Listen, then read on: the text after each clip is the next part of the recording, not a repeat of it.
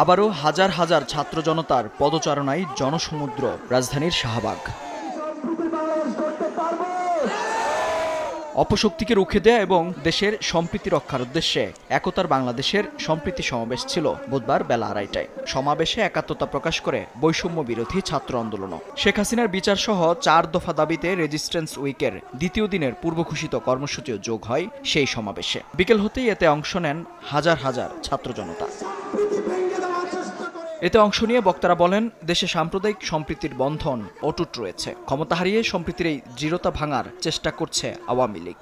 আর তাই ষড়যন্ত্র রুখতে সবাইকে ঐক্যবদ্ধ হওয়ার আহ্বান জানানো হয় সমাবেশ থেকে। দাঙ্গা লাগানোর একটা দুঃসন্ধিক্ষণ আঁকছে এই ফ্যাসিস্ট হাসিনার দোসররা। কারা ষড়যন্ত্রকারী?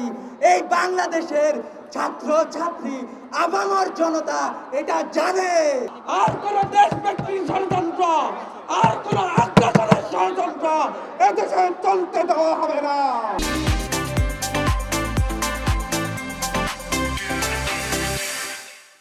বৈষম্য বিরোধী ছাত্র আন্দোলনের নেতারা বলেন, শেখ হাসিনা পালিয়ে গেলেও ভারতে বসে ষড়যন্ত্র অব্যাহত রেখেছেন। 15 আগস্ট কেন্দ্র করে কোনো পাল্টা গণ অভ্যুত্থানের চেষ্টা করা হলে শক্ত হাতে তা প্রতিহত করবে শিক্ষার্থীরা।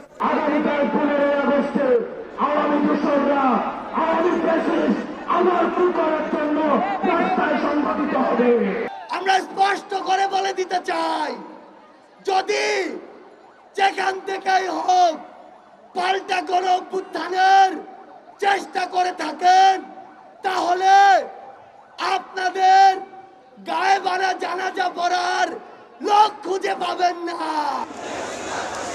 সমাবেশ শেষে শাহবাগ থেকে ধানমন্ডি পর্যন্ত পদযাত্রায় অংশ নেন শিক্ষার্থীরা। মিছিলটি রাপা প্লাজার সামনে পৌঁছালে নিহতদের স্মরণে 1 মিনিট নীরবতা পালন করার পাশাপাশি অবস্থান কর্মসূচি পালন করেন তারা। মেহেদী হাসান, সময় সংবাদ, ঢাকা।